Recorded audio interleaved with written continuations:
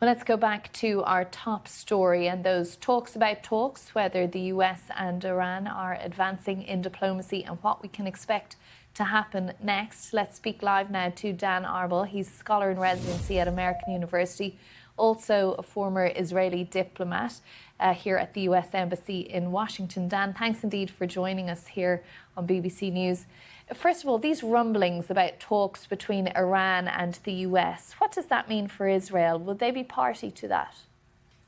So this is U.S.-Iran negotiations, and Israel is not a part of it officially. But of course, the U.S. and Israel have direct channels of communication, and Israel is trying to influence U.S. positions in such negotiations. Does it seem that Israel and the US, or Prime Minister Netanyahu and President Trump, are moving further apart in their goals? The President seemingly focused on these talks. The Prime Minister today saying he was very firmly still focused on a military campaign in Iran and in Lebanon.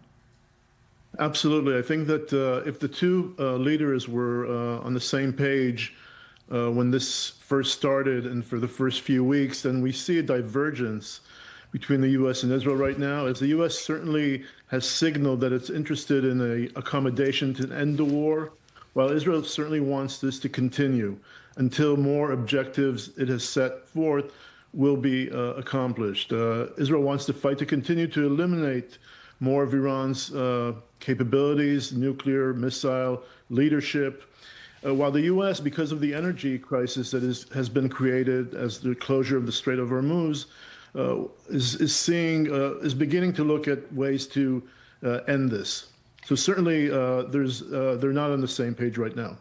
So what happens if the US does a deal with Iran and President Trump declares this over from his perspective? What does Israel do then?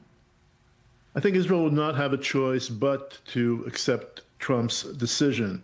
I think for all along, Netanyahu and Trump have been in this together, and at this point, the decision is solely with the U.S. president. And if he decides to end this, Israel reluctantly will have to play along, I believe. I don't think that the president will let Israel continue the fight when the U.S. is making efforts to end it.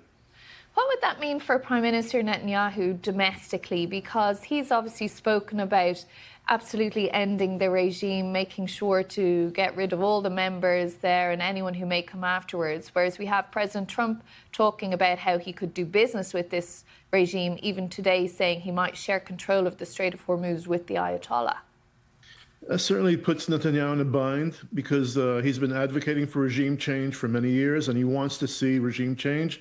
And now he has to settle for what he's called creating the conditions for regime change. So certainly he won't be happy about it, but he will try to, as we say, spin it positively in Israeli public opinion, pointing to the many accomplishments of the war, the elimination of the leadership of Iran, the degrading of Iranian missile and nuclear capabilities.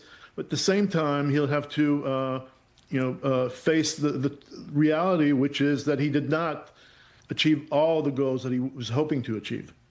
Of course, all of that is predicated on a deal being done. But how likely do you think it is that the US and Iran will be able to do a deal? They can't even agree on whether there are talks or not taking place at the moment, it seems.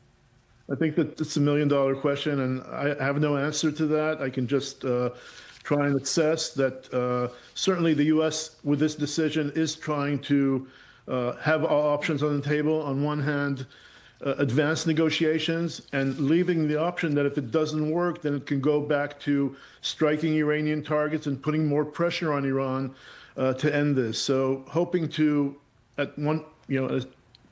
to advance negotiations, but if there's no other option, the war will continue. So I think this is where we are at right now.